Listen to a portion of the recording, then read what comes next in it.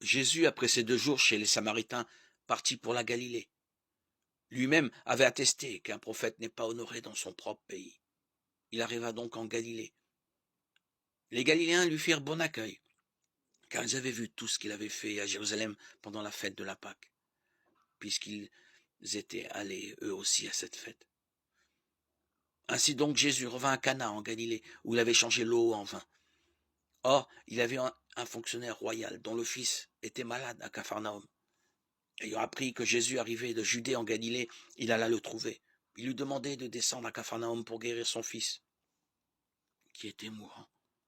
Jésus lui dit, « Vous ne pourrez donc pas croire à moins d'avoir vu des signes et des prodiges. » Le fonctionnaire royal lui dit, « Seigneur, descends avant que mon enfant ne meure. » Jésus lui répond, « Va, ton fils est vivant. » L'homme crut à la parole que Jésus lui avait dite, et il partit.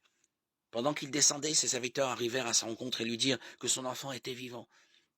Il voulut savoir à quelle heure il s'était trouvé mieux.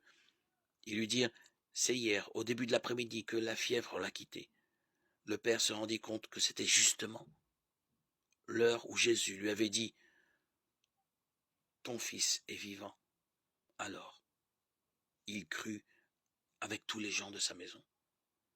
Tel est le second signe que Jésus accomplit lorsqu'il revint de Judée en Galilée.